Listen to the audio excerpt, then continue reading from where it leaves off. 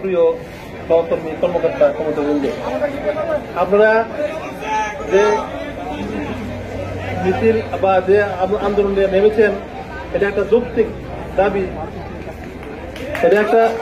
দাবি। গভর্নমেন্টের কাছে এটা সরাসরি পৌঁছে গিয়েছে। এখন মাননীয় প্রধানমন্ত্রী আমাদের সিদ্ধান্ত দেবেন। সেটা গতকাল শুনতে পেরেছেন যে আমাদেরকে এই সিদ্ধান্ত দেওয়া হয়। তবে আমাদের গ্রাহক সেবা অক্ষুণ্ণ রাখতে হবে। এটার জন্য বিচ্ছিন্ন না হয়, ফেলে হবে কি একটা চক্রান্ত করবে গ্রাহককে দিয়ে আমাদেরকে খাবার নিতে। সুতরাং গ্রাহক যেন না খেপে, ওরা যেন সন্তুষ্ট থাকে, ওই জিনিসটা আমাদের ভেবে থাকতে হবে, চিন্তা করতে হবে। এটাই আমার অনুরোধ। আমি এই জন্য আসছি তা কিছু না। কোন প্রকার সহিংসতা, কোন প্রকার আক্রমণ কথা কাউকে বলা যাবে না, ঠিক আছে? আমরা শান্তিপূর্ণভাবে সরকারকে আমরা জানিয়ে দেবো বা জানিয়ে দিচ্ছি বিভিন্ন মিডিয়ার মাধ্যমে যে আমাদের দাবিগুলো যৌক্তিক, এটা আমাদের প্রাপ্য।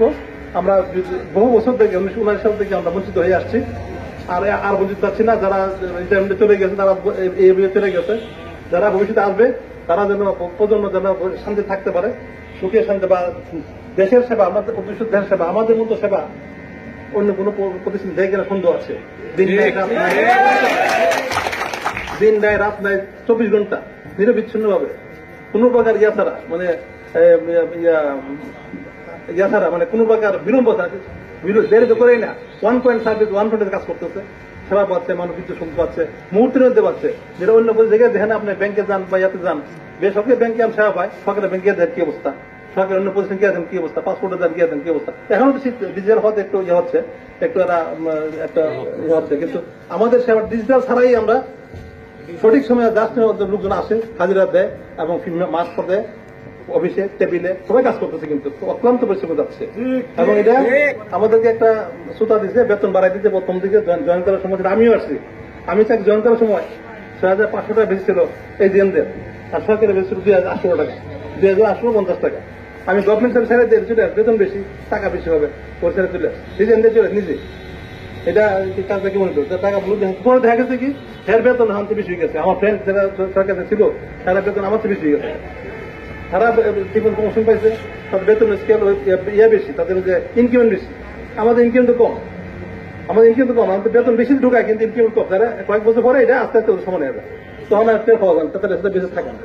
সুতরাং আমি যেটা বলবো, আপনারা সুশৃঙ্খল ভাবে আপনাদের দাবি জানাই দিবেন সরকার কাছে। আমাকে ডিসি মহোদয় আমার কথা হয়েছে যে আমাদের আন্দোলন পুলিশ থাকবে না, ওরা যদি লাগে আমি জানাবো, এরা এমন কোন কাজ করে না যে পুলিশ থাকবে। তার সাথে আমার কথা হয়েছে।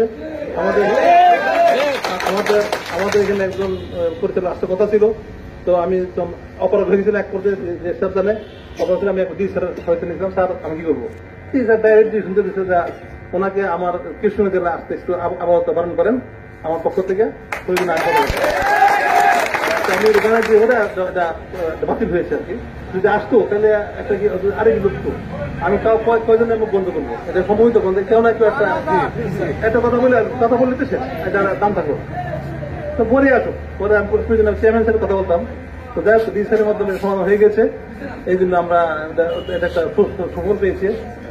তো আমি আমার বক্তব্য, গ্রাহক যদি বিল না পায়, এটা গ্রাহক অসন্তুষ্ট হবে কিনা আমরা দেখবেন চিন্তা করে। বিলটা না পায়, তাদের গ্রাহকের আসবে যে এলপিসি আসবে, এই কাজটা করা দরকার কিনা আপনি চিন্তা করবেন। আমি বলবো আমি গিয়েছিলাম মিটিং নিয়ে আসেন, গ্রাহক যদি বিল না পায় যথাসময়ে, তাহলে বিল দেওয়া হবে না, তখন এলপিসি লাগবে, আর্থিকভাবে ক্ষতিগ্রস্ত হয়ে যাবে। আর যদি ক্ষতিগ্রস্ত হয়, এটাকে পুঁজি ধরে একটা গ্রুপ যদি তৈরি হয়ে যায় আপনাদের বিরুদ্ধে, তখন আমাদের বিরুদ্ধে, তখন আমরা কি হবে, এটা আপনি চিন্তা করবেন, ঠিক আছে? এবং বিলিং শাখাতে 50% লোক থেকে এই কাজ করা যায় কিনা, গ্রাহক সেবার কাজে যেতে লাইনম্যানটা কথা, যেটা আমাদের কিন্তু বক্তব্য আছে কিনা গ্রাহক সেবা ক্ষুণ্ণ রেখে, এটা একটা সেবার অংশ কিনা আমি চিন্তা করবেন। এই আমার বক্তব্য। আমরা ভালো থাকেন, সুস্থ থাকেন, আমরা যথাসময়ে খাবেন, নাহলে কিন্তু আমার অসুস্থ হয়ে যাবেন, নামাজ পড়বেন, এটা আমার অনুরোধ, ঠিক আছে? থ্যাংক ইউ সবাইকে। আপনি হয়তো অবগত আছেন, প্রত্যেকটা জোনাল অফিসে গ্রাহক সেবা অক্ষুণ্ণ রাখার স্বার্থে একজন 1 পয়েন্ট কর্মী, 2 জন বিলিং সহকারী, 1 জন ইন্সপেক্টর, প্লাস বিদ্যুৎ লাইন সচল রাখার জন্য পর্যাপ্ত লাইন ক্রু রেখেই আমরা এখানে এসেছি। ধন্যবাদ স্যার, আপনার মূল্যবান বক্তব্য দেওয়ার জন্য। ধন্যবাদ স্যার, আমরা এই বিষয়টা আমাদের যারা আছে ভেবে দেখবে। ধন্যবাদ আপনাদেরকে আমাদের মাঝে উপস্থিত হয়ে গুরুত্বপূর্ণ বক্তব্য দেওয়ার জন্য। ধন্যবাদ স্যার। জয়